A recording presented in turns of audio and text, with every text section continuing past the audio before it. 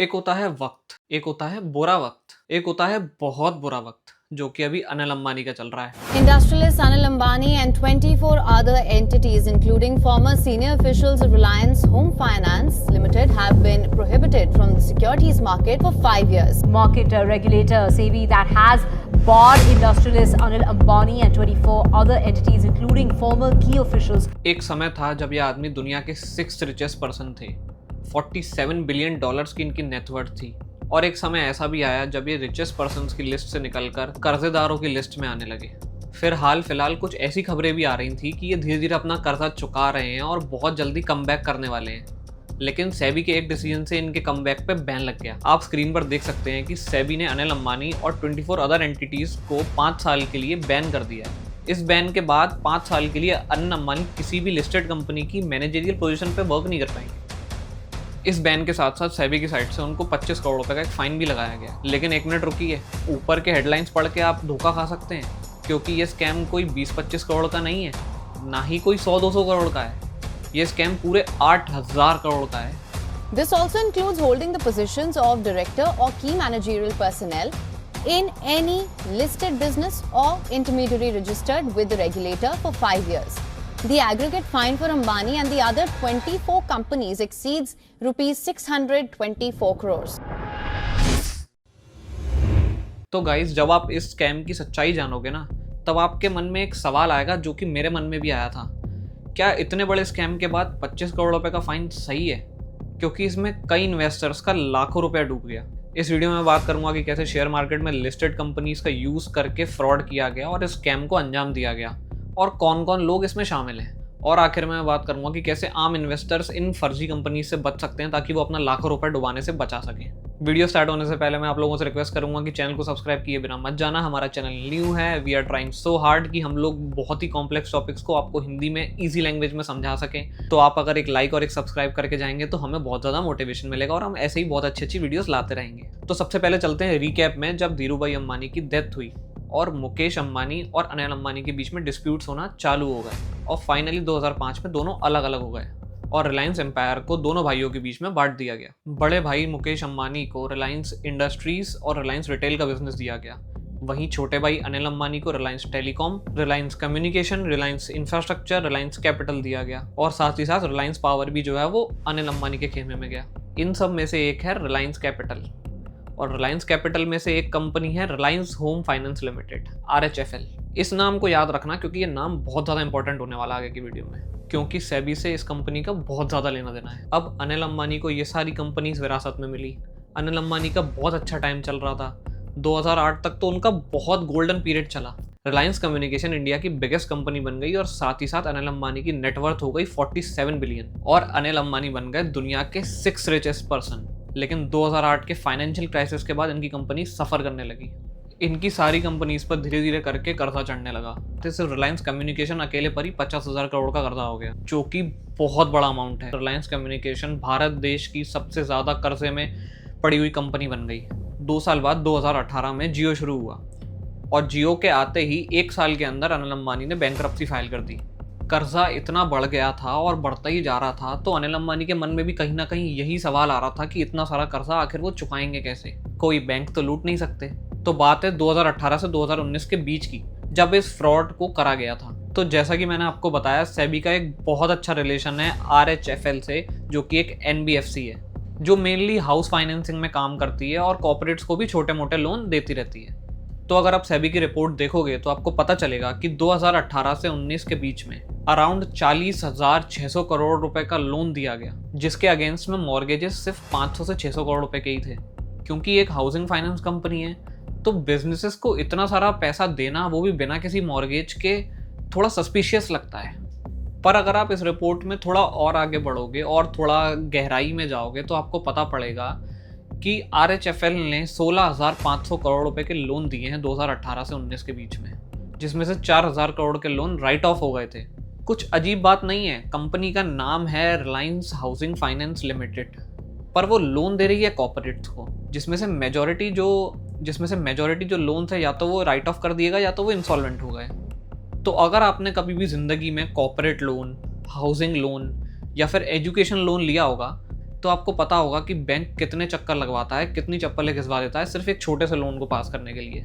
महीनों लग जाते हैं एक लोन पास होने में, स्पेशली अगर वो कॉर्पोरेट लोन हो। और अगर मैं आपसे कहूँ कि आप एक दिन में कॉर्पोरेट लोन पास करवा सकते हैं, तो आपको ये क्या लगेगा, सच या झूठ? झूठ ना।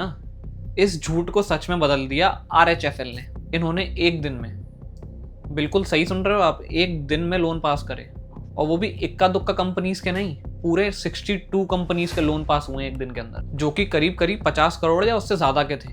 सेम डे जिस दिन एप्लीकेशन आई है उसी दिन लोन पास हुए हैं। और बात यहाँ पे सिर्फ अप्रूवल तक की नहीं है। अप्रूवल तक तो चलो फिर भी ठीक है, हालांकि ये भी गलत है क्योंकि थोड़ा टाइम तो लगता ही है सब कुछ वेरिफिकेशन करने में, सब कुछ फॉर्मेलिटीज़ पूरी करने में। चलो मान लेते हैं कि उन्होंने फास्ट ट्रैक सर्विसेज कर एक ही दिन में अप्रूवल दे दिया, लेकिन सेम डे पर पैसा भी ट्रांसफ़र किया गया। मतलब एक आम आदमी जो सुबह से लेकर बैंक की लाइन में लगता है और उसका नंबर आते आते लंच का टाइम हो जाता है, सिर्फ इतनी ही देर में एप्लीकेशन रिसीव्ड हुई है, अप्रूव हुई है और पैसा भी ट्रांसफ़र हो गया है। ना प्रॉपर फील्ड इन्वेस्टिगेशन हुआ, ना प्रॉपर पेपर वर्क हुआ, ना प्रॉपर इन्वेस्टिगेशन हुई, सीधा अप्रूवल और पैसा ट्रांसफर। हैरानी की बात तो ये है, इन सब लोन्स में कोलेट्रल भी नहीं दिया गया। साथ ही साथ अगर आपने बैंक का कभी लोन लिया है तो आपने देखा होगा कि बैंक में करीबन 10 से 15 ऐसे पेजेस होते हैं जहाँ पे आपको सिग्नेचर करने होते हैं, लेकिन इस केस में सिर्फ लास्ट पेज पर सिग्नेचर था और बाकी किसी भी पेज पर इन लोगों ने सिग्नेचर करवाना या फिर बाकी फॉर्मेलिटी करवाना, पेपर वर्क करवाना ज़रूरी नहीं समझा। चलो मान लेते हैं एक ही दिन में ये सब करा गया, तो आप ये सोच रहे होंगे कि चलो इतने सारे लोन्स पास हुए हैं तो ये कंपनीज जो हैं बड़ी नामचीन होंगी, मतलब इतनी तो रेपुटेशन पहले से बना रखी होगी कि एक फ़ोन कॉल पे काम हो रहे हैं। क्योंकि ये जो जिन कंपनीज को लोन दिया गया ना, ये कंपनीज को कोई भी नहीं जानता, इनके रेवेन्यूज़ करोड़ों छोड़ो लाखों में भी नहीं थे और बहुत सारी कंपनीज तो लॉस मेकिंग थी। ऐसी कंपनीज जिनका रेवेन्यू सिर्फ 10 से 15 लाख था या 15-16 लाख था, ऐसी डजनों कंपनियों को लोन दिए गए, वो भी छोटे मोटे नहीं, 100, 200, 300 करोड़ के लोन दिए गए। अब आप सोच रहे होंगे कि इन लोन्स का हुआ क्या, तो इन कंपनीज का वही हुआ जो आप सोच रहे हो। इनमें से ज़्यादातर कंपनीज NPA हो गई, यानी कि डिफ़ॉल्टर हो गई, इंसॉल्वेंट हो गई। एक कंपनी जिसके प्रमोटर इतनी बड़ी फैमिली से आते हों, इतनी बड़ी बिजनेस फैमिली से आते हों, जो दुनिया की नहीं तो कम से कम इंडिया की तो सबसे बड़ी कंपनी है और सबसे ज़्यादा रिचेस्ट लोगों में उनकी गिनती होती है, अगर उनके ही प्रमोटर ये सब फ्रॉड केस करेंगे तो लोगों को कितना बुरा शॉक लगेगा, जो कि लोगों को लगा भी। अब इसके बाद सवाल ये था कि RHFL से बहुत सारे पैसे जो ट्रांसफ़र करे गए, एक ही दिन में 100 करोड़, 200 करोड़, 500 करोड़ ट्रांसफ़र करे गए, तो आखिर ये पैसा था किसका? अनिल अंबानी का था, मुकेश अंबानी का था, धीरू भाई अंबानी का था, आखिर था किसका ये पैसा? ये जो पैसा लोन के रूप में ट्रांसफ़र करा, ये ज़्यादातर पैसा आम नागरिक का, आम इन्वेस्टर का था। नॉर्मल पब्लिक जो RHFL के शेयर्स में इन्वेस्ट करती है उनका था। इसमें से सबसे बुरी चीज़ जो मुझे लगी वो ये लगी कि इसमें जो बड़े बड़े इन्वेस्टर्स थे जिन लोगों ने RHFL में पैसा डाल रखा था, उन्होंने 2018 और 19 के बीच में जब ये फ्रॉड हो रहा था ना, उसमें अपना पैसा सारा का सारा खींच लिया, अपने सारे के सारे शेयर्स बेच के पब्लिक कर दिए थे और पब्लिक ने वो सारे शेयर्स खरीद लिए। तो एक तरीके से जो पुराने इन्वेस्टर्स थे वो तो इससे बाहर ही हो गए अपना पैसा बना के। जो फंसा, जिसका पैसा जो है वो लोन्स के थ्रू ट्रांसफ़र करा गया, वो वापस कहीं ना कहीं अनिल अंबानी या उसके फ्रेंड्स के पास ही गया। वो पैसा था एक आम इन्वेस्टर का जो अपनी मेहनत की कमाई बचा के, सेविंग्स करके मार्केट में लगाता है और इस उम्मीद में कि उससे वो 2 पैसे कमा लेगा या कुछ इन्वेस्टमेंट कर देगा लॉन्ग टर्म के लिए, और उसके संग इतना बड़ा धोखा करा गया। अब अनफॉर्चुनेटली जितने भी लोग इस कंपनी में इन्वेस्टेड थे, जितने भी नॉर्मल इन्वेस्टर्स में इन्वेस्टेड थे, उनको कोई भी रिफंड या रीइंबर्समेंट नहीं मिलेगा, क्योंकि इंडिया में ऐसा कोई कानून नहीं है। तो नॉर्मल इन्वेस्टर को तो मैं बस एक ही सलाह देना चाहूँगा कि अगर आप किसी कंपनी में इन्वेस्ट कर रहे हैं और उसी ग्रुप ऑफ कंपनीज में से बाकी कंपनीज अगर सफ़र कर रही है ना, तो ऐसा हो सकता है, ऐसा स्कैम करा जा सकता है। तो भूल कर भी ऐसे ग्रुप ऑफ कंपनीज में कभी इन्वेस्ट ना करें।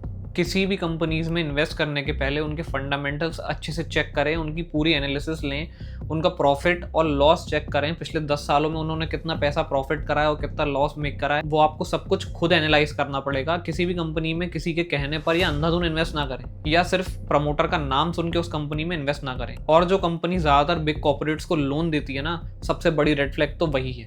इस पूरे फ्रॉड केस के सामने आने के बाद अनिल अंबानी पे 625 करोड़ के फाइन लगे हैं। लेकिन अगर आप देखो कि ये फ्रॉड किस लेवल का हुआ है और इस फ्रॉड का अमाउंट क्या है, तो आपको लगेगा कि ये 625 करोड़ तो कुछ भी नहीं है। ये फ्रॉड टोटल 8000 करोड़ रुपए का है और मुझे लगता है कि सेबी को इस पे स्ट्रिक्ट एक्शन लेने की ज़रूरत है। जो कि शायद सेबी ने नहीं लिया, जिसकी वजह से शायद उस पर ऑलरेडी बहुत सारे एलिगेशंस लग रहे हैं पुराने कनेक्शंस, जैसे कि अडानी के साथ। अब अनिल अंबानी पे भी उन्होंने कोई इतना बड़ा एक्शन नहीं लिया है। तो आई डोंट नो सेबी कर क्या रही है और आगे जाके इन्वेस्टमेंट का फ्यूचर क्या रहने वाला है। तो डेट्स इट गाइज, आज की वीडियो में बस इतना ही। अगर आपको हमारी वीडियो से थोड़ी भी वैल्यू मिली हो तो हमारे चैनल को सब्सक्राइब करना, हमारी वीडियो को लाइक करना। चलो मिलते हैं आपसे नेक्स्ट वीडियो में।